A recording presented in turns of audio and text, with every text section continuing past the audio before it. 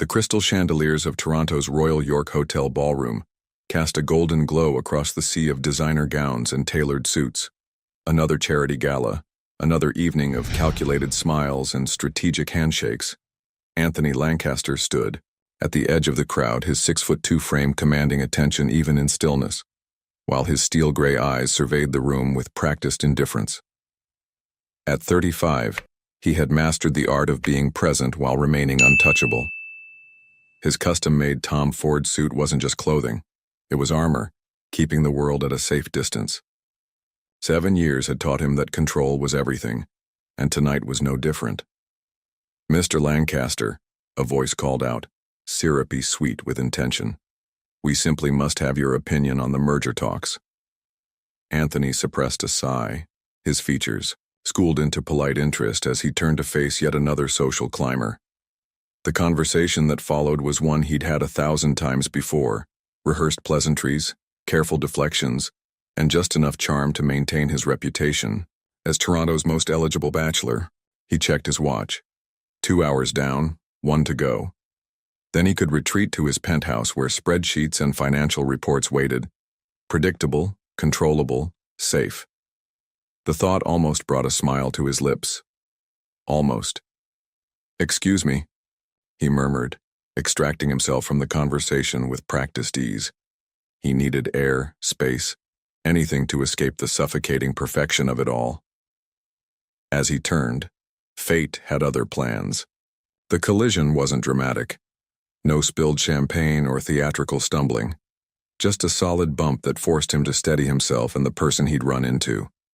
His hands found bare shoulders, cool to the touch, and for a moment, that was all, he registered. "Oh, perfect, just perfect." The voice was distinctly British, distinctly feminine, and distinctly annoyed. Anthony looked down to find himself staring into the most defiant pair of hazel eyes he'd ever encountered. The woman before him was striking, not in the conventional way of the social elite that surrounded them, but in a way that demanded attention. Her dark hair was pulled back in an elegant twist, revealing high cheekbones and lips currently pressed into a thin line of disapproval. "I apologize," Anthony offered automatically, his hands still resting on her shoulders. "I wasn't watching where I was going." "Clearly." She stepped back, breaking contact, and lifted a professional-grade camera hanging from her neck. "Though, I suppose I should be grateful you didn't knock this to the ground. It's worth more than my rent." Anthony's eyebrows rose slightly. Most people at these events knew exactly who he was, and more importantly, what he was worth. Her casual mention of rent and the complete lack of recognition in her eyes was refreshing. "I would have replaced it," he said, finding himself oddly intrigued by her directness. "With what? A point and shoot from the mall?" She snorted, softly checking the camera's settings. "No offense, but this is a specialized piece of equipment. You can't just walk into a store and—" "I'm quite sure I could manage," he interrupted, amused despite himself. "Anthony Lancaster." He extended his hand, waiting for the usual flash of recognition. It didn't come. "Madison Blake," she replied, giving his hand a brief professional shake. "And if you'll excuse me, Mr. Lancaster, I have work to do. These events don't photograph themselves, though I'm sure many of these people wish they could." Before he could respond, she was gone, weaving through the crowd with surprising grace. Anthony found himself watching her longer than he should have. Noticed the way she seemed to fade into the background while simultaneously capturing everything around her. She moved like someone used to being invisible, yet her presence had been the most real thing he'd encountered all evening. "Anthony," Richard Chen, his CFO, appeared at his elbow. "The Richardsons are here.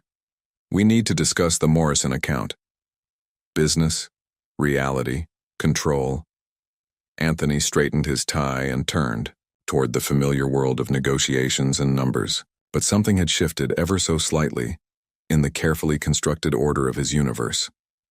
He couldn't name it, couldn't quantify it, and that bothered him more than he cared to admit. Later that night, as his driver navigated through Toronto's gleaming streets, Anthony found himself looking through the event photos on his tablet. He told himself it was to monitor his public image, He always did after these functions. But his finger paused on one particular shot. It captured him in profile, a rare unguarded moment near the window. The composition was striking, the lighting perfect. But what caught his attention was the expression she'd caught. A fleeting second of something that looked almost like loneliness. Madison Blake, he thought, closing the tablet with more force than necessary. She was just another photographer, another face in the crowd. She didn't matter. But as he stared out at the city lights, Anthony Lancaster, the man who built his life on certainties, felt the first cracks forming in his perfectly controlled world. In his pocket, his phone buzzed with an email. The subject line read, "Event photos, invoice attached." His thumb hovered over the delete button, but instead, he found himself opening it, reading the professional yet slightly sardonic tone of her message. "Consider yourself lucky. You actually photograph well. Most people in your tax bracket need much more editing." Anthony leaned back in the leather seat, a ghost of a smile playing at his lips. For the first time in years, he felt something dangerous stirring in his chest. Curiosity. And curiosity, as he well knew, was the enemy of control. Madison Blake stared at the final notice in her hands, the red letters bleeding through the thin paper like an accusation. 3 months behind on rent for her studio space. The irony wasn't lost on her. Her photos from the charity gala had been praised as capturing the essence of Toronto's elite. Yet here she was, counting pennies and praying for miracles. She tossed the notice onto her desk, where it joined a growing pile of bills. The converted warehouse space that served as both her studio and gallery was everything she'd dreamed of when she'd fled London. But dreams didn't pay the bills. The Boch industrial windows that provided perfect natural lighting also let in the December cold, and she pulled her oversized sweater tighter around herself. Her phone buzzed, another email from her landlord, no doubt. But the name that flashed across the screen made her pause. Anthony Lancaster. "What does Mr. Perfect Hair want now?" she muttered, opening the message. The photos had been delivered, invoice paid. There should be no reason for. Her eyes widened as she read the content. He wanted to meet, to discuss a business opportunity. The location he suggested was the Chase, one of Toronto's most exclusive restaurants. Madison's first instinct was to decline. She'd had enough of powerful men and their opportunities in London, but something in the email's tone, professional, almost clinical, made her reconsider. Plus, the restaurant was public, safe, and she was desperate. The Chase lived up to its reputation. Madison felt underdressed in her best black blazer and silk blouse, but she held her head high as the maitre d' led her to a private table overlooking the city. Anthony Lancaster was already there, his attention focused on a leather portfolio. "You're 3 minutes early," he said without looking up. "I appreciate punctuality." "Lovely to see you too," Madison replied dryly, taking her seat. "Though I'm curious why I'm seeing you at all." Anthony closed his portfolio, finally meeting her gaze. In the afternoon light, his eyes were more blue than gray, but no warmer. "I've done my research on you, Ms. Blake." "How terrifying." She picked up the menu, refusing to be intimidated.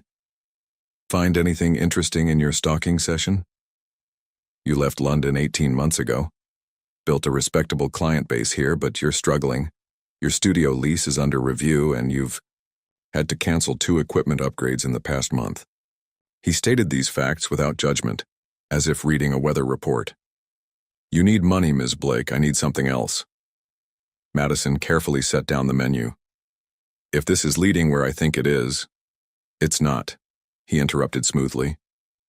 "I'm not interested in buying your services, photographic or otherwise. I'm proposing a business arrangement." A waiter appeared with water and wine.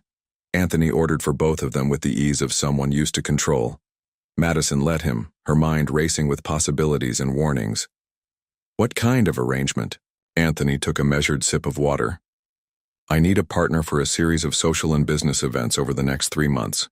Someone intelligent, presentable, and capable of holding their own in high society conversations. Someone who won't Get emotionally invested, Madison barked out a laugh. You want a fake girlfriend? Are you serious? I prefer the term social companion. And yes, I'm entirely serious. He pulled a document from his portfolio. 3 months. Carefully selected public appearances, some social media presence, and absolute discretion. In return, you'll receive enough to clear your debts and secure your studio for the next year. Why me? Because you don't know who I am. His bluntness was startling. Everyone in my social circle comes with agenda and expectations. You looked at me like I was an inconvenience at best. That's refreshing. The food arrived. Dishes Madison couldn't pronounce, but that probably cost more than her weekly grocery budget. She took a bite to buy herself time to think. And what exactly would this entail? Anthony produced another document, this one several pages long. Everything is outlined here: schedule, expectations, compensation. There are 3 primary rules. He ticked them off on his fingers. 1. Our arrangement remains confidential. 2. All public interactions follow the agreed-upon schedule. 3. No emotional involvement from either party. Madison skimmed the document, her photographer's eye catching details others might miss. This is very thorough. I don't believe in ambiguity. Clearly. She reached the compensation section and nearly choked on her wine. This is significant. I value my privacy and time. The amount reflects that. He leaned back, studying her with those unnervingly direct eyes. Do you need time to consider? Madison thought about her studio, about the dreams she'd carried across an ocean, about the bills piling up and the equipment growing outdated. She thought about her ex in London, about power imbalances and careful manipulations. But this wasn't that. This was business, clean and simple. No emotions, no expectations, no chance of getting hurt. I have conditions, she said finally. Anthony's eyebrow raised slightly. Such as? I maintain my photography business. This doesn't interfere with existing clients. Acceptable. I choose my own clothing and styling. I won't be dressed up like a doll. Within reason, agreed. And if at any point I feel uncomfortable or unsafe, I can walk away. No questions, no penalties. Something flickered in his eyes. Respect, maybe. Add it to the contract. Anything else? Madison took a deep breath. Why 3 months? For the first time, Anthony's composed facade cracked slightly. I have a merger in the works. Traditional family company, old money. They value certain appearances. 3 months puts us past the critical negotiation phase. So I'm a business expense, Madison said, surprised by the bitterness in her voice. You're a solution to a problem. He pulled out a pen, probably, worth more than her camera, and held it out. Are you interested in being that solution, Ms. Blake? Madison looked at the pen, at the contract, at the man offering her both salvation and complication. 3 months. She could do anything for 3 months. No emotional involvement, she repeated, taking the pen. That won't be a problem. Anthony's smile didn't reach his eyes. It never is. She signed her name with a flourish, ignoring the whisper of warning in the back of her mind. After all, you couldn't break a heart you never gave away. But as Anthony Lancaster's driver took her home that evening, Madison couldn't shake the feeling that she'd just signed up for something far more complicated than a simple business arrangement. In her bag, the contract felt heavy, like a script for a play she wasn't sure she knew how to perform. But she had 3 months to figure it out. Just 3 months. What could possibly go wrong? Remember, the Richardsons have been clients for 3 generations. Anthony adjusted his cufflinks as they rode the elevator to the penthouse restaurant. Richard Jr. likes to tell the story about his father's first investment in municipal bonds, which turned into their family's cornerstone wealth-building strategy. Madison finished, smoothing down her emerald silk dress. I did my homework. Anthony, I know the players. 2 weeks into their arrangement, and Madison had proven herself more than capable of navigating Toronto's elite social circles. What surprised Anthony wasn't her adaptability, he'd counted on that, but rather, her ability to make every rehearsed interaction feel genuine. The elevator doors opened to reveal the glittering expanse of Azure, Toronto's newest luxury dining destination. Madison's hand found its practiced position on Anthony's arm, her touch light but present. They moved through the crowd with the easy familiarity of an established couple. Anthony, Richard Richardson Jr. approached, his wife Olivia in tow, and the lovely Madison. "You're a breath of fresh air in our stuffy circle." Madison laughed, the sound warm and natural. "Only because I haven't learned all your secret handshakes yet." As she engaged Olivia in conversation about her charitable foundation, Anthony watched her with growing curiosity. The woman who'd scoffed at his proposal 2 weeks ago now moved through his world as if born to it. Yet somehow, she maintained an authenticity that made even the most jaded socialites drop their guards. "She's different from your usual type," Richard commented quietly, following Anthony's gaze. Anthony took a careful sip of his scotch. "I wasn't aware I had a type." "Come on, Lancaster. I've known you 7 years. The ice queens and social climbers? This one," Richard shook his head. "She actually seems real." "Because she is," Anthony thought, but kept his expression neutral. "Shall we discuss the Morrison portfolio?" The evening progressed smoothly, business talk blending with social niceties, all according to plan. Until it wasn't. "Dance with me," Madison said suddenly during a lull in conversation. Anthony stiffened. "That wasn't in the schedule." "No," she agreed, already pulling him toward the dance floor. "But Olivia's been watching us all night, probably wondering why we haven't shown any genuine couple moments. So dance with me, or risk your perfect plan unraveling." He couldn't argue with her logic. As his hand found her waist, the orchestra began a slow waltz. Madison fit against him with unexpected ease.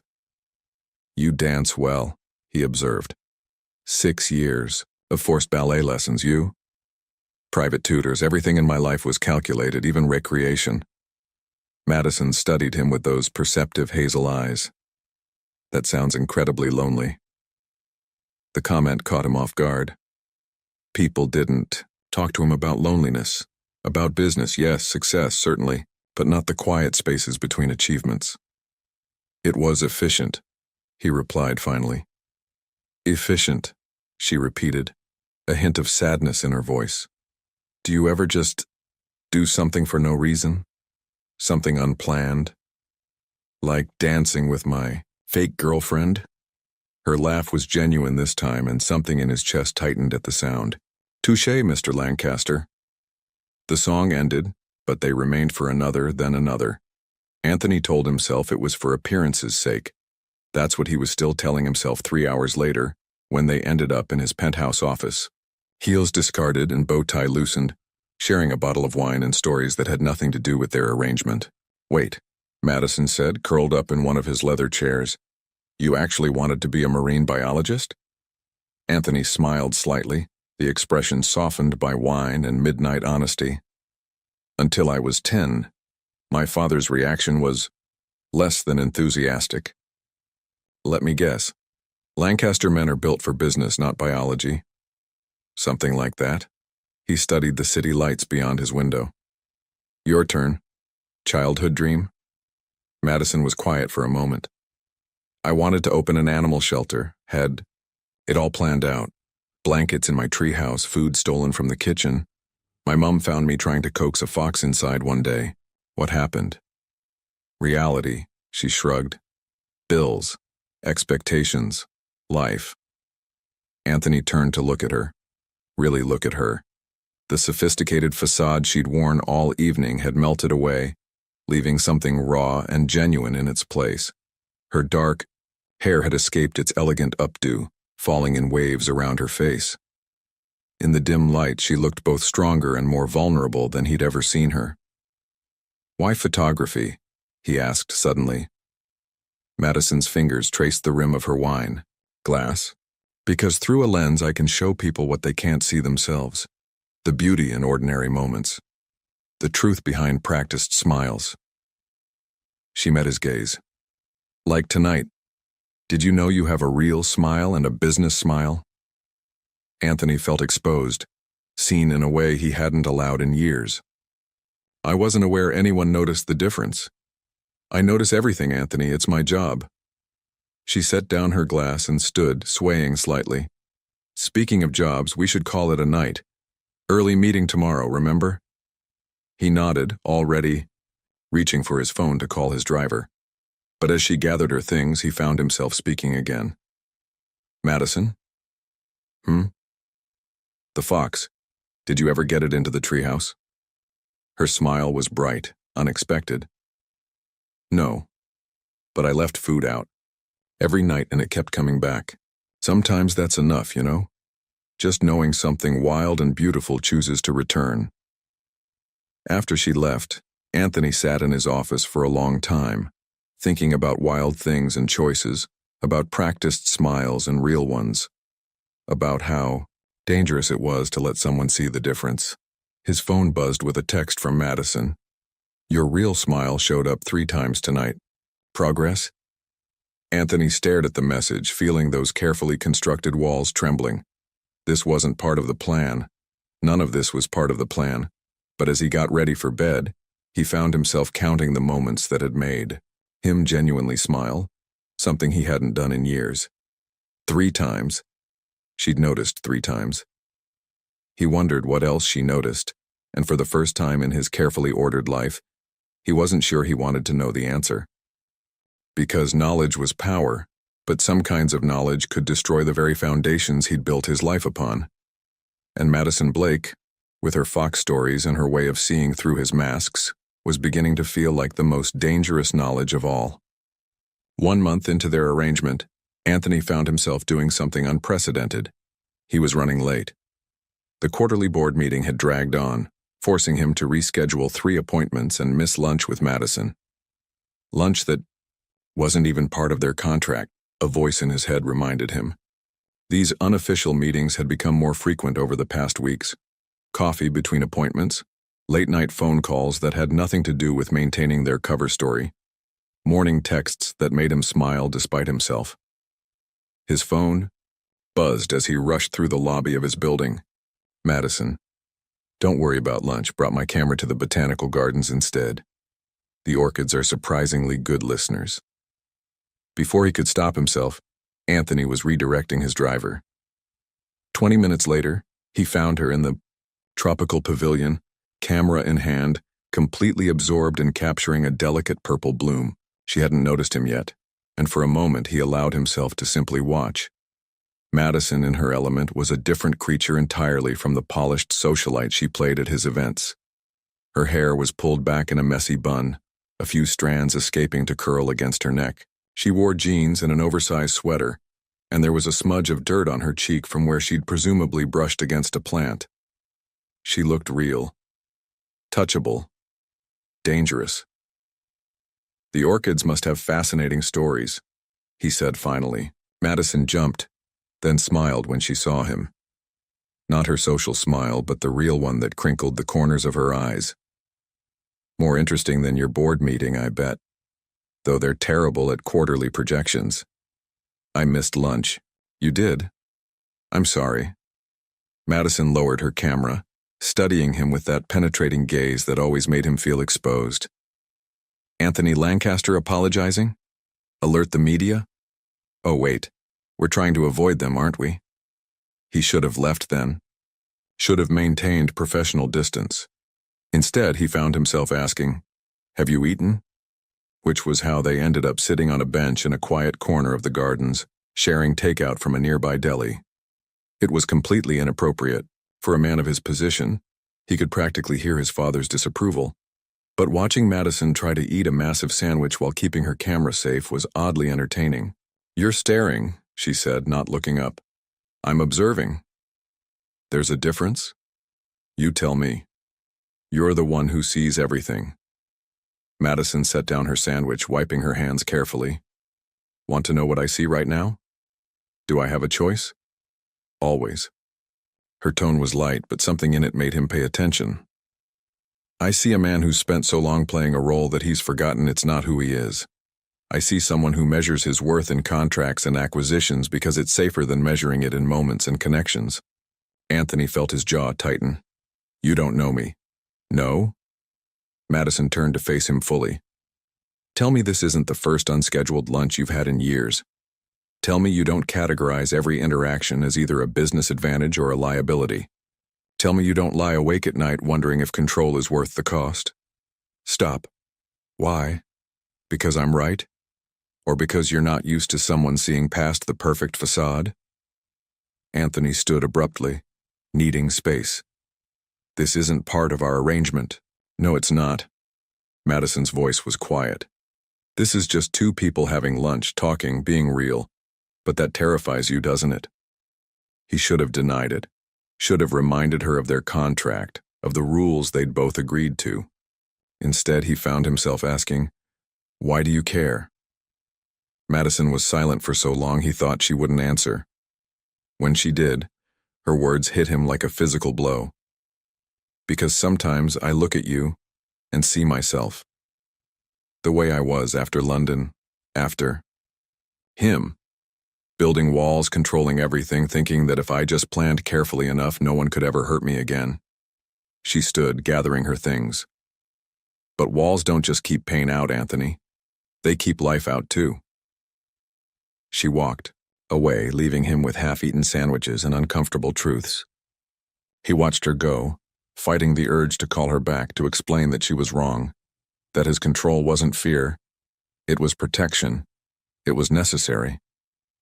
But later that night, as he sat in his perfectly ordered office, reviewing perfectly organized reports, his eyes kept drifting to the city lights beyond his window. Somewhere out there, Madison was probably reviewing her photos from today, seeing stories and moments he'd missed entirely. His phone sat on his desk, silent. He could text her, should text her, really. They had an event tomorrow night, details, to confirm. But for the first time in years, Anthony Lancaster didn't know what to say. The next morning, a single photo appeared in his email. It was him, captured in profile at the gardens. A rare, unguarded moment. The composition was stunning, the lighting perfect, but what caught his attention was his own expression. There was something in it, something real and raw and frighteningly vulnerable. The caption read, "This is what freedom looks like. You just have to be brave enough to choose it." Anthony closed his laptop harder than necessary, but he couldn't unsee the truth in that image. Couldn't unfeel the way his carefully constructed world was shifting, realigning around moments instead of meetings, around real smiles instead of strategic ones, around her. That night, he dreamed of foxes in tree houses and orchids that told secrets. He dreamed of walls crumbling and contracts burning and a pair of hazel eyes that saw too much. He woke in a cold sweat, his heart racing with a realization that threatened everything. The third rule of their contract, no emotional involvement, was already broken. And he had no idea how to fix it. Or worse, if he even wanted to. The Morrison merger celebration filled the Royal Conservatory's historic halls with champagne, classical music, and Toronto's finest. It should have been Anthony's moment of triumph, the deal that would cement his company's position at the top. Instead, his attention kept drifting to Madison, who stood across the room, charming a group of investors with practiced ease. She wore midnight blue, the silk catching the light with every movement. Her hair was styled in elegant waves, but he found himself thinking of how it looked in the botanical gardens, wild and free. The comparison made something twist in his chest. Quite a coup, Lancaster. Charles Morrison raised his glass. Though I must admit, it wasn't just the numbers that convinced the board. Having someone like Madison by your side, it shows growth. Maturity. Anthony forced a smile, the irony bitter on his tongue. Their fake relationship had helped seal the deal, just as he'd planned. Everything had gone perfectly, so why did victory feel hollow? The evening wore on, a blur of congratulations and strategic conversations. Madison played her part flawlessly, but he noticed the tension in her shoulders. The way her laugh didn't quite reach her eyes. Something was off. He found her later on the deserted rooftop terrace, her arms wrapped around herself against the spring chill. "You left early," he said, shrugging off his jacket and placing it over her shoulders before he could think better of it. "Needed air." Madison's voice was tight. "You got what you wanted. The merger's complete, congratulations." The words should have been celebratory, but they felt like an accusation. "Madison, don't." She turned to face him, and the raw emotion in her eyes made him step back. "Just don't pretend. Not tonight. Not after... After what? After I had to stand there and listen to everyone talk about what a perfect couple we are. How you've changed, how I've transformed you." She laughed, but it sounded more like a sob. "They're all so happy that the great Anthony Lancaster finally found someone real. Except none of it is real, is it?" The pain in her voice cracked, something in his chest. "That's not fair. You knew what this was from the beginning." "Did I?" Madison stepped closer, close enough that he could see the faint tremor in her lips. "Because I'm not sure anymore. When you look at me across a room, when you touch me, when we talk until sunrise about everything and nothing, what part of that is in the contract, Anthony?" He should have stepped back, should have reminded her of their agreement, of the rules they'd set. Instead, he found himself reaching for her, his hand cupping her cheek. Her skin was cold from the night air, but she leaned into his touch like she'd been waiting for it. "Tell me to stop," he whispered. Madison's answer was to close the distance between them, her lips finding his with a desperation that matched the storm in his chest. The kiss was nothing like their careful public displays of affection. This was raw, real, dangerous. His hands tangled in her hair, destroying the careful styling. Her fingers gripped his shirt, pulling him closer, closer, until there was no space left for pretense or control. They barely made it to his penthouse. Clothes marked a trail from his private elevator to his bedroom, her shoes by the door, his tie on the coffee table, her dress a pool of midnight blue on his floor. In the darkness they found truth in touch. Every kiss was a confession, every caress a question they were both afraid to answer. Madison's skin was silk and fire under his hands, her sighs a symphony he never wanted to forget. After, as moonlight painted shadows across tangled sheets, reality began to seep back in. Madison lay curled against his chest, her breathing steady but not quite even. He knew she was awake, knew they should talk about what just happened.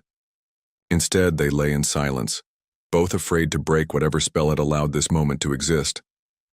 Finally, Madison spoke, her voice barely a whisper. "This changes everything, doesn't it?" Anthony stared at the ceiling, his hand absently, tracing patterns on her bare shoulder. "Only if we let it." She lifted her head to look at him, and even in the darkness, he could see the hurt flash across her face. "Is that what you want? To pretend this didn't happen?" "I want..." He stopped, the words sticking in his throat. What did he want? Control? Safety? Or this woman who made him question everything he thought he knew about himself? Madison waited for him to finish, but when he didn't, she slowly disentangled herself from his arms. He watched as she gathered her clothes, each movement deliberate, controlled. "Madison, wait." "For what?" She turned back, already half-dressed, her voice steady despite the tears he could see shining in her eyes. "For you to decide if I'm worth the risk? For you to figure out if this fits into your perfectly planned life?"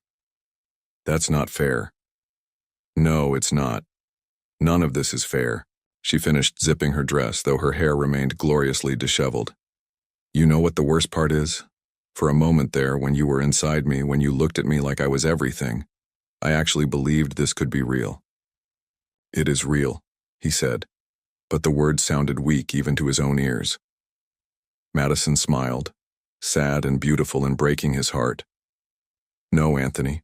Real is messy. Real is risky. Real is choosing someone even when it terrifies you." She grabbed her shoes, not bothering to put them on. What we have is a contract, and I think we both just violated the terms. She left before he could respond, before he could find the words to make her stay. The sound of his door closing echoed through the penthouse like a gunshot. Anthony sat in the darkness, surrounded by the lingering scent of her perfume and the ghost of her touch. His phone buzzed, probably another congratulatory message about the merger. He ignored it, instead walking to his window to stare at the city below.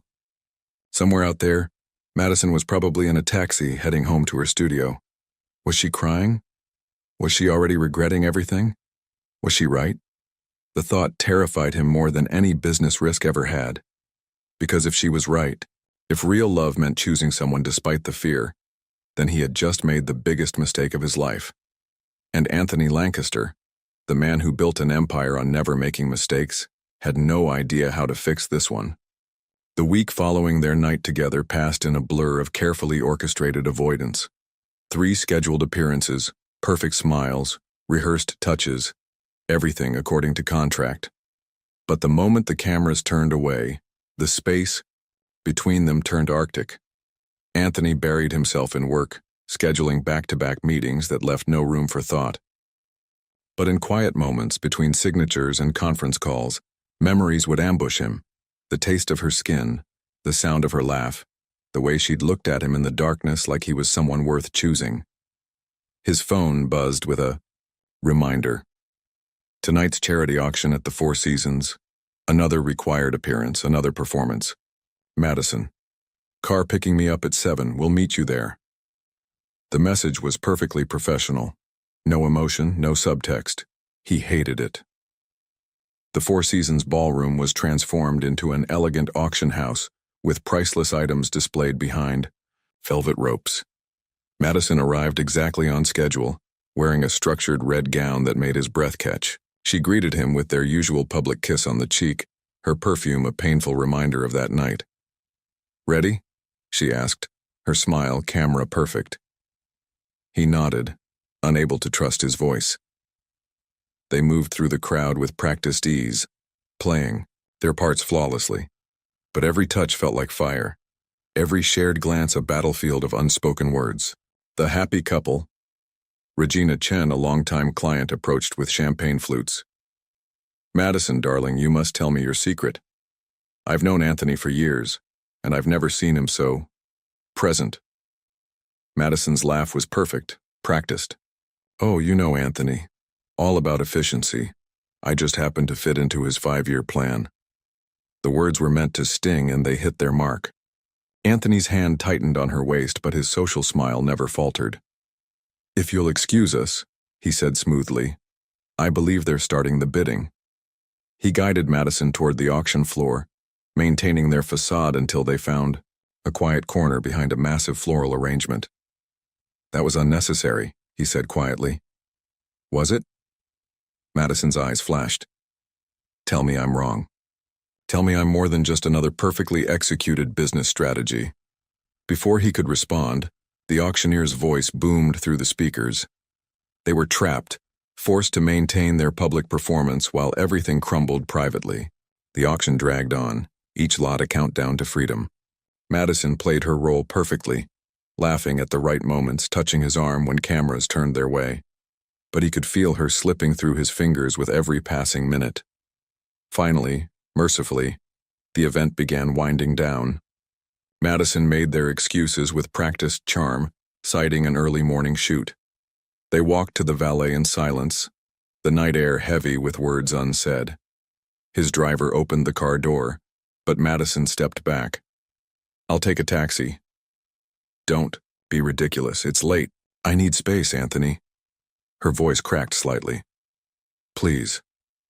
He watched her walk away, red dress glowing under the streetlights like a warning signal. Something inside him screamed to follow her, to explain, to fix this. Instead, he got into his car alone. The ride home was a blur of city lights and regret. His phone buzzed, probably Madison letting him know she got home safely as per their agreement. But when he checked, it was an email from his assistant. Attached, updated contract draft for Madison Blake agreement. 2 months remaining. Anthony stared at the screen until the words blurred. 2 more months of this exquisite torture. 2 months of pretending he didn't miss her laugh, her challenging questions, the way she saw through every defense he'd built. In his penthouse, he poured himself a scotch and walked to the window. The city sprawled below, a maze of lights and shadows. Somewhere out there, Madison was probably in her studio, surrounded by her photographs, each one a story she'd captured. He wondered what story their photos would tell. Would someone see the exact moment everything changed? Could they pinpoint the second he started falling for the one person he was contractually obligated not to want? His phone buzzed again. Madison, home safe. Don't worry about next week's dinner. I'll have food poisoning or something. We can skip it. The message was like a punch to the gut. She was pulling away, creating distance. The rational part of his brain knew this was good. Safer, cleaner, more controlled. But nothing about Madison had ever been rational. He found himself opening their text history, scrolling through months of messages. The evolution was there, in black and white. From formal arrangements to inside jokes, from scheduled check-ins to midnight conversations about dreams and fears. A photo caught his eye, one she'd sent weeks ago. It was him in his office, caught in a rare moment of laughter. The caption read, "This is what happiness looks like on you. You should wear it more often." Anthony drained his scotch, the alcohol burning less than the memory of her words on the rooftop. Real is choosing someone even when it terrifies you. He was terrified now. Terrified of losing her, terrified of keeping her, terrified of admitting that somewhere between fake smiles and real laughs he'd broken his own cardinal rule. His phone felt heavy in his hand. He could call her, try to explain. But what would he say? That she made him feel out of control? That the thought of 2 more months of pretending was unbearable? That maybe, just maybe, she was worth the risk? Instead, he did what he always did. He buried his feelings under spreadsheets and contracts, pretending that the ache in his chest was anything but love. But as he worked through the night, one thought kept echoing. How do you maintain control when the one thing you want most is the ability to let it go? The answer, like Madison herself, remained frustratingly out of reach. Madison stared at the pregnancy test in her trembling hands, the 2 pink lines mocking everything she'd tried to control. 3 tests. Same result. The universe, it seemed, had a twisted sense of humor. She sank to her bathroom floor, cold tiles grounding her in reality. 6 weeks since that night. 6 weeks of avoiding private conversations, of maintaining professional distance, of pretending her heart wasn't breaking every time Anthony looked through her instead of at her. Now this. Her phone buzzed, a reminder for tonight's corporate gala. Another performance, another dance of practiced smiles and careful distance. The thought made her stomach turn, though whether from morning sickness or anxiety she couldn't tell. Madison, can't make it tonight. Stomach bug. Anthony's response was immediate. Need anything? I can send my driver. The concern in his message made her chest ache. Even now, he was unfailingly proper, perfectly controlled. She could almost hate him for it, if she wasn't so terrified of what this news would do to his carefully ordered world. Madison. I'm fine. Just need rest. She switched off her phone before he could respond, needing space to think, to breathe, to figure out how everything had gone so spectacularly wrong. Anthony stared at his dark phone screen, an unfamiliar sensation churning in his gut. Worry.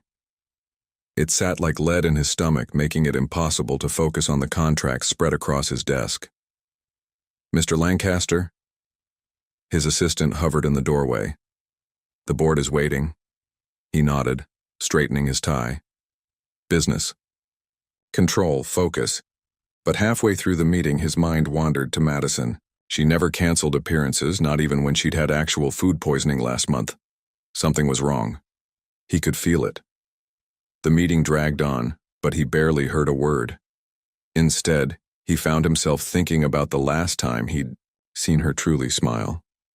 That night in his bed when she'd looked at him like he was capable of being more than his carefully constructed facade.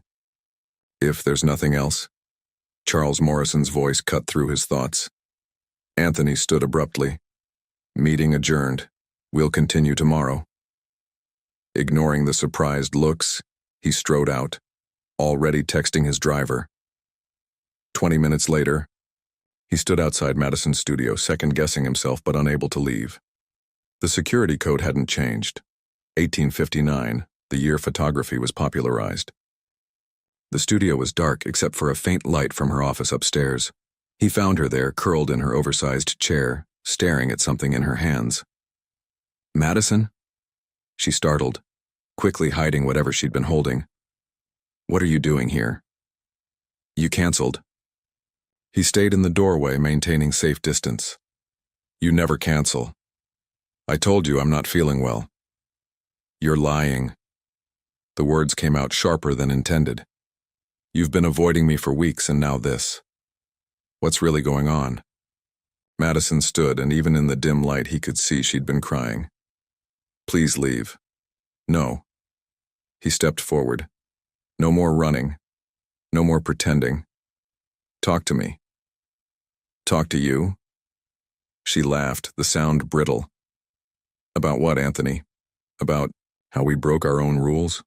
About how you've barely looked at me since that night? Or about how I'm—" She stopped abruptly, covering her mouth. "You're what?" She shook her head, tears falling freely now. "Madison." He moved closer, close enough to touch her, but not daring to. "Please." Instead of answering, she handed him what she'd been holding. 3 pregnancy tests, all positive. The world tilted on its axis. Anthony stared at the tests, then at Madison, then back at the tests. His carefully controlled universe cracked, splintered, shattered. "Say something," Madison whispered. 1,000 thoughts raced through his mind. Logistics, complications, solutions. The businessman in him immediately began calculating scenarios, contingencies, damage control. But when he looked at Madison, really looked at her, all those thoughts evaporated. She stood there, vulnerable and strong, terrified and beautiful, holding his entire world in her trembling hands. "I'm sorry," he said finally. Her face crumpled. "For what?"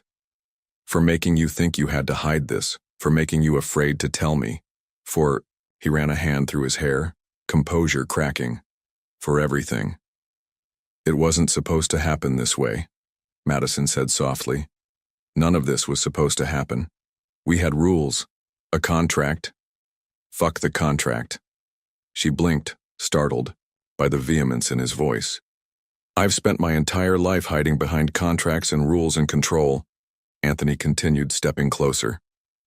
"And then you came along with your Fox stories and your real smiles and your way of seeing through every wall I built. You made me want things I'd forgotten I could want." "Anthony, let me finish, please." He took her hands, holding them, like they were precious, breakable things. "I've been terrified of feeling this way, of wanting you, of losing control. But standing here now, the only thing that truly terrifies me is losing you." Madison's breath hitched. "What are you saying?" "I'm saying I love you." The words fell from his lips like a confession, like a prayer. "I love your strength, your honesty, the way you challenge everything I thought I knew about myself.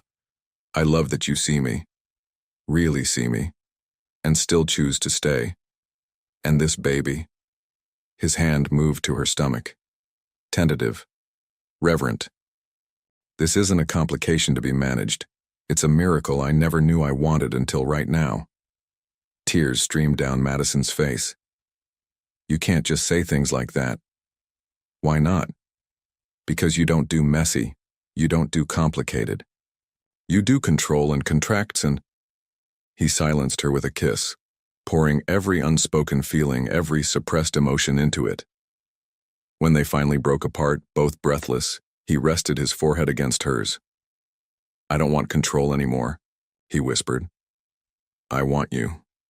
I want us. I want messy and complicated and real." Madison's hands fisted in his shirt. "I'm terrified." "Me too." He smiled slightly. but someone once told me that real love means choosing someone even when it terrifies. You. So I'm choosing you, Madison Blake. If you'll have me. She looked up at him, searching his face for any trace of doubt. Finding none, she smiled through her tears. A real smile, the kind that made his heart skip. We're really doing this? Anthony pulled her closer, one hand still resting protectively over their unborn child. We're really doing this. No contracts, no rules, just us. As they stood there in the dim light of her studio, surrounded by photographs that told 1,000 stories, Anthony Lancaster finally understood what true control meant. It wasn't about maintaining perfect order or avoiding risk. It was about being brave enough to let go, to fall, to trust that someone would be there to catch you. And as Madison melted into his embrace, her tears soaking his expensive shirt, he knew with absolute certainty that she would always catch him. Always. The morning sunlight streamed through the floor-to-ceiling windows of Anthony's penthouse, painting patterns across the kitchen island where Madison sat, nursing a cup of ginger tea. 2 weeks had passed since the night in her studio, and reality was settling in.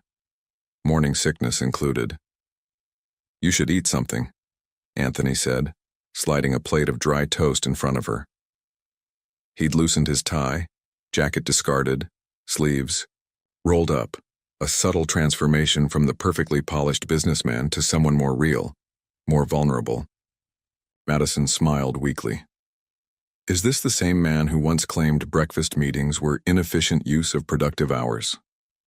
That man didn't know what mattered. He pressed a kiss to her temple. The board meeting can wait. The casual intimacy of the moment struck her. How quickly they'd fallen into this new rhythm, this dance of domestic moments between their public obligations. The contract still technically had weeks remaining, but everything had changed. The performances had become real, the pretense stripped away. They're going to notice, Madison said, voicing the concern that had been nagging at her. The press, your investors, they'll realize this isn't following the original timeline. Anthony leaned against the counter, studying her with those intense eyes that now held warmth instead of calculation. Let them notice. And when they start asking questions, when they realize I'm pregnant barely halfway through our supposed relationship, then we'll handle it. Together. He moved, to stand behind her, hands resting on her shoulders. Unless, are you having second thoughts? Madison turned to face him. About us, no. About how this affects your carefully built empire? Yes. Before he could respond, his phone buzzed. A message from his PR team about an upcoming charity event, the real world intruding on their bubble of morning light and honest conversations. I need to take this, he said apologetically. Madison waved him off, watching as he stepped onto the balcony to take the call. Even now, he moved with that inherent grace, that air of authority. But she could see the changes, subtle softening. Around his eyes, the way his shoulders relaxed when he looked at her. Her own phone chimed with a reminder. Prenatal appointment at 2 p.m. Reality in black and white. Anthony returned, his expression troubled. The Richardson Foundation Gala is tonight. They're expecting us. Our first public appearance since... Madison gestured vaguely at her still flat stomach. We don't have to go. Yes, we do. She stood, fighting a wave of nausea. Your reputation isn't more important than you. Anthony caught her hands. Than us. The words still surprised her, these moments of raw honesty from a man who once calculated every syllable. I want to go, she said softly. I want to show them that this is real, that we're real. His smile was tender, almost wondering. How did I get so lucky? You didn't. You got scared and tried to push me away, remember? But she softened, the words with a kiss. Fortunately, I'm stubborn. The gala that evening was a glittering affair at the Art Gallery of Ontario. Madison wore a flowing emerald gown that concealed any hint of her condition, but she felt exposed nonetheless. Every glance seemed knowing, every whispered conversation a judgment. Breathe. Anthony murmured, his hand warm against her lower back. You're magnificent. She was about to respond when Regina Chen approached, champagne in hand. Madison, darling, not drinking tonight. Designated driver, Madison replied smoothly, years of photography training helping her maintain a neutral expression. How responsible? Regina's smile was sharp. Though I must say this whole relationship has been full of surprises. The timing, especially. Life rarely follows our planned timelines, Anthony interrupted, his tone pleasant but firm. Sometimes the best things happen when we least expect them. Madison squeezed his hand, a silent thank you. They moved through the crowd together, fielding questions and speculation with united grace. But it was the quiet moments that meant the most. The way Anthony automatically steered her away from the seafood that made her nauseous.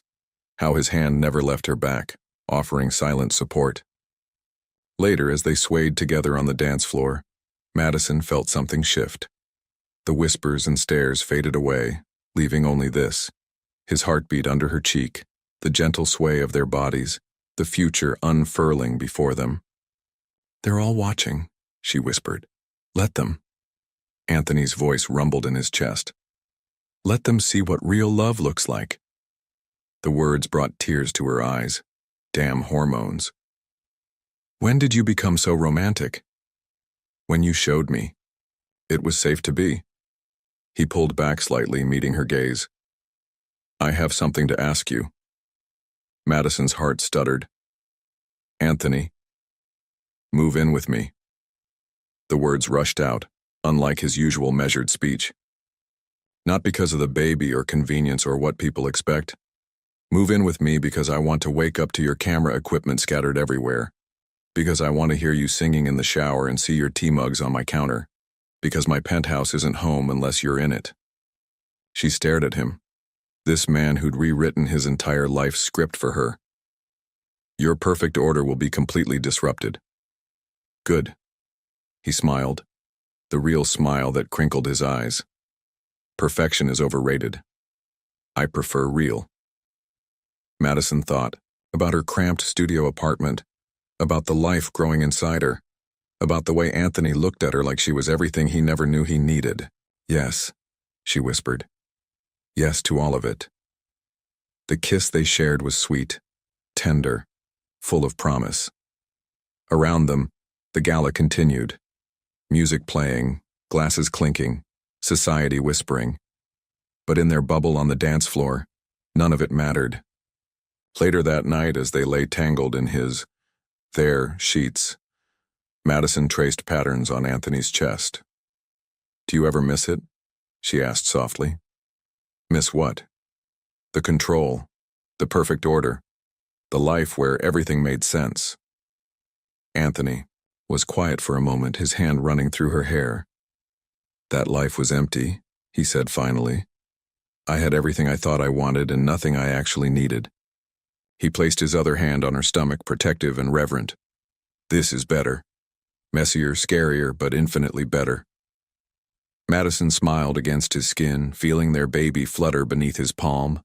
Too early for him to feel, but real, nonetheless. Outside, Toronto's lights twinkled like stars, witnesses to their quiet revolution. The contract that brought them together lay forgotten in a drawer, its rules and restrictions meaningless now. They were writing their own story, one honest moment at a time. And if their story didn't follow society's perfect timeline, well, some things were worth the whispers. Some loves were worth the risk. Some beginnings, they were learning, were better left unplanned. The headline glared from every major business publication in Toronto. Lancaster Empire in crisis. Board questions, CEO's recent decisions. Below it, a photo of Madison moving boxes into Anthony's penthouse, her barely visible baby bump circled in garish red. Anthony slammed his laptop shut, but the damage was done. 3 months of carefully managed appearances, of balancing their private joy with public scrutiny, and it had all unraveled in a single news cycle. His phone hadn't stopped ringing since dawn. Board members, investors, PR teams, all demanding explanations, Damage control? Assurances that the company wouldn't suffer from his personal indiscretions. You should answer them, Madison said quietly from the doorway of his home office. She wore one of his dress shirts, her camera hanging from her neck, a morning ritual of capturing city sunrise shots that usually made him smile. Today the sight just twisted the knife of guilt deeper. They can wait. Can they? She moved into the room, setting her camera down carefully. Your company's stock dropped 15 points this morning. That's millions in value, Anthony. He stood, needing to move, to think. It's just market panic. It will stabilize. After, how much damage? Madison's voice cracked slightly. This is exactly what I was afraid of. Your whole life's work. Stop. He turned to face her. Don't do that. Don't make this about blame. How can I not? Look at this. She gestured to the newspaper on his desk. The headline was brutal. Lancaster's love contract, the deal that destroyed an empire. They don't know what they're talking about. Don't they? Madison's hands trembled as she picked up the paper. They're saying you've lost your edge, that your judgment is compromised, that the board is considering a vote of no confidence. Before Anthony could respond, his private line rang, the one reserved for family emergencies. His mother's name flashed on the screen. Madison nodded toward the phone. Take it. I need to get ready for my doctor's appointment anyway. He caught her wrist before she could leave. I'll go with you. No. She smiled, but it didn't reach her eyes. You need to handle this. The company has to come first right now. Madison? It's just a routine checkup. I'll be fine. She kissed him softly, a gesture that felt too much like goodbye. Take care of your empire. We'll talk later. The phone kept ringing as he watched her go, each chime like a countdown, to something he couldn't control. Finally, he answered. Mother. Oh, Anthony. Eleanor Lancaster's voice dripped with disappointment. What have you done to our family's legacy? He pinched the bridge of his nose, fighting a headache. If you're calling about the stock prices, I'm calling about everything. This arrangement turned real relationship. The pregnancy. Moving. Her into the penthouse. What were you thinking? I was thinking that I love her. The silence on the other end was deafening. Love? His mother's laugh was cold. Darling, men like you don't have the luxury of love. You have responsibilities. To the company, to the family name. I'm not having this conversation. The board is meeting tomorrow, Eleanor continued as if he hadn't spoken. They're concerned, Anthony, about your judgment, your stability. My stability? Now it was his turn to laugh. I've increased company profits by 40% in the last quarter alone. The Morrison merger was secured under false pretenses according to these articles. A fake relationship that turned real? A pregnancy that conveniently happened right when the deal closed? It looks bad, darling. Very bad. Anthony's grip on the phone tightened. What do you want, Mother? Want? I want you to fix this. End things with the girl. We can handle the pregnancy quietly. Generous settlement, private arrangements. Restore confidence in your leadership before— Stop! His voice was deadly quiet. Stop right there. Anthony, Madison and our child are not negotiable. They're not a problem to be solved or a scandal to be managed. They're my family. We're your family. No. The word felt like freedom. You're my past. They're my future. He ended the call, his hands shaking with rage or relief. He wasn't sure which. Outside his office, he heard Madison moving around their bedroom, probably getting ready to leave.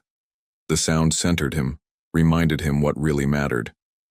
His phone buzzed again, the board chairman this time.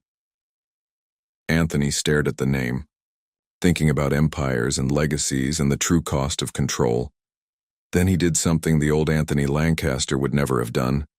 He turned off his phone. He found Madison in their closet trying to zip up a dress that barely fit over her growing bump. Without a word, he stepped behind her, helping with the zipper before wrapping his arms around her waist. "What are you doing?" she whispered.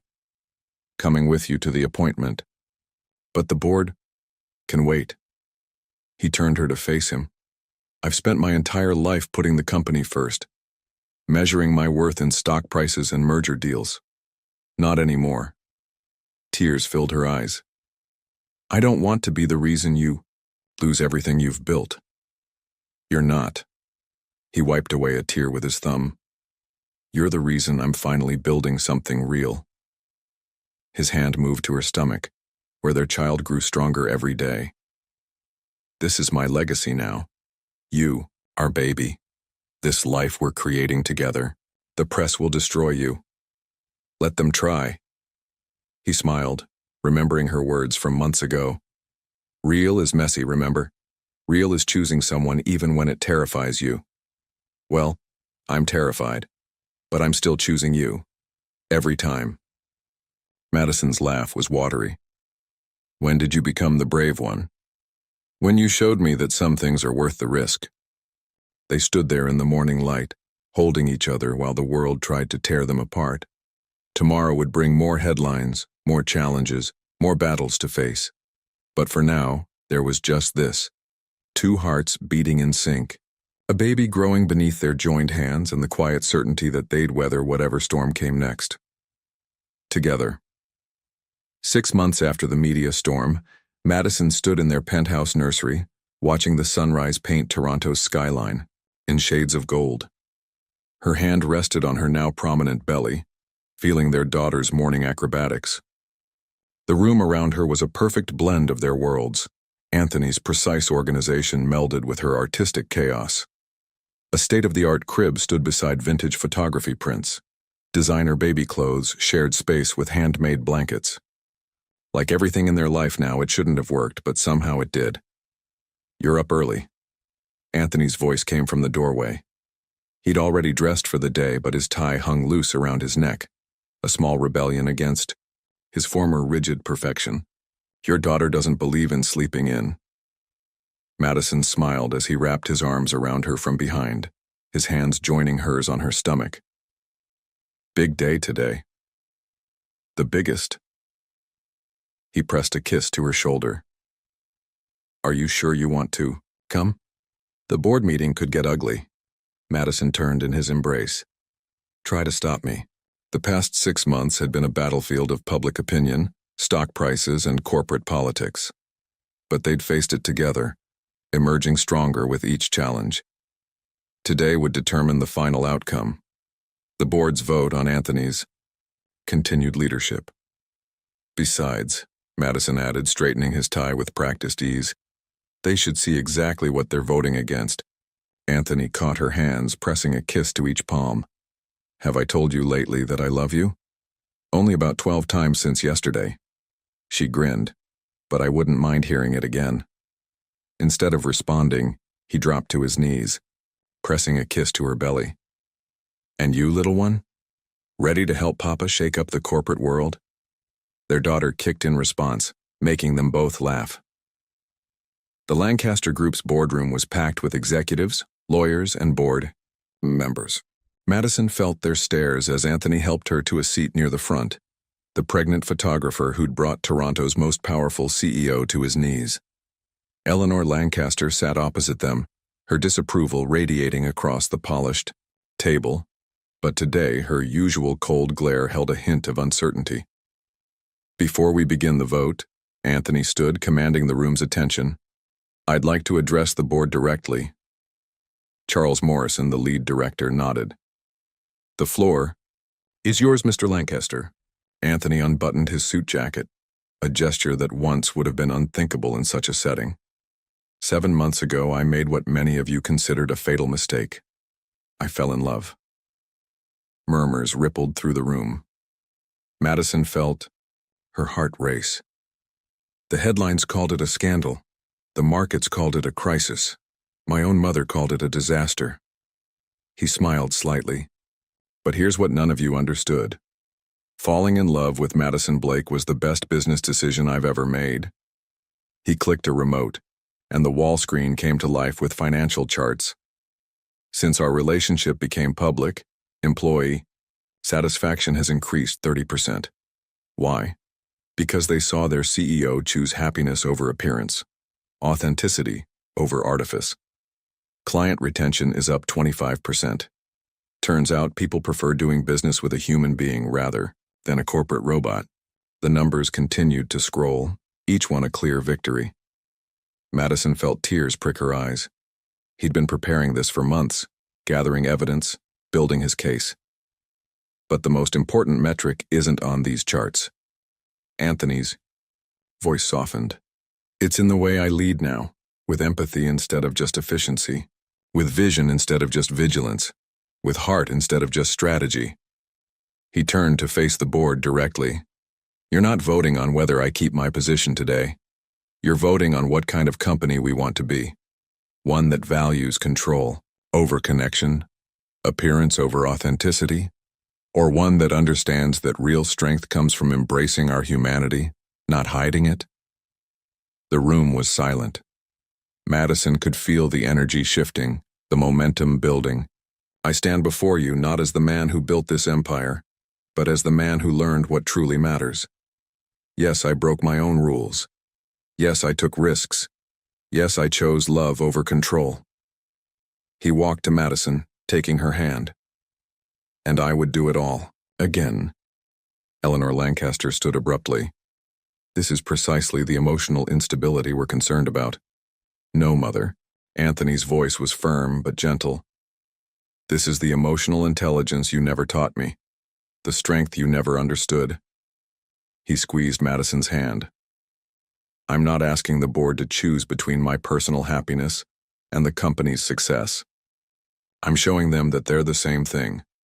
Charles Morrison cleared his throat. The vote, then.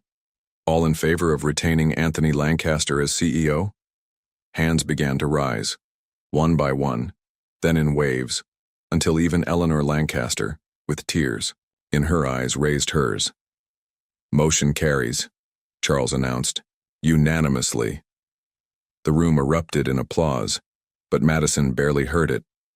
She was too busy watching Anthony's face, the perfect blend of professional triumph and personal joy that made him uniquely him. Later that night, they stood on their penthouse balcony, the city lights twinkling below like earthbound stars. Madison's camera lay forgotten nearby. She'd been trying to capture the sunset but got distracted by Anthony's celebration dance with their unborn daughter. So, she said, leaning back against his chest, the great Anthony Lancaster keeps his empire. He nuzzled her neck. But that's not what I'm celebrating. No? No. He turned her to face him. I'm celebrating this. Us. The fact that, exactly 1 year ago, a brilliant photographer refused to be impressed by me at a charity gala. Madison laughed. You were quite annoying, you know, all controlled and proper. And now? Now, she pretended to think. Now you're still annoying, but in a way that makes me fall more in love with you every day. Anthony's smile was soft, real, the one reserved just for her. I have something for you. He reached into his pocket, pulling out a small box. Madison's breath caught. Anthony, I was going to plan something elaborate, he said, opening the box to reveal a stunning vintage ring. Had a whole strategy mapped out. But then I realized, we've had enough of plans and strategies. Tears blurred her vision as he dropped to one knee. Madison Blake, he said, voice thick with emotion. You walked into my life with a camera and a sharp tongue, and you captured every piece of my heart. You showed me that real love isn't about control or perfection. It's about choosing someone every day, especially on the days when it terrifies you. Their daughter kicked strongly, making Madison laugh through her tears. I want to choose you, Anthony continued, every day, for the rest of my life. Not because of contracts or convenience or what anyone expects, but because loving you is the truest thing I've ever done. He held up the ring. Marry me. Madison pulled him to his feet, framing his face with her hands. You really want to risk everything again? Take another leap into the unknown? With you? He pressed his forehead to hers. Always. Then yes, she whispered. 1,000 times yes. The ring slid onto her finger. A perfect fit. Like everything else about them that shouldn't have worked, but did. As Anthony pulled her into a kiss, their daughter dancing between them, Madison thought about the contract that had brought them together. It lay somewhere in Anthony's office now, a relic of who they used to be. But maybe that was the point. Sometimes the greatest love stories don't follow a script. Sometimes the biggest risks bring the greatest rewards. And sometimes, just sometimes, what starts as a business arrangement ends as the greatest adventure of all. "I love you," Anthony whispered against her lips. "No contracts required." Madison smiled, knowing that their story was just beginning. "I love you too. No revisions needed." What would you risk for love? Would you give up control, success, and a perfectly planned life for a chance at real happiness?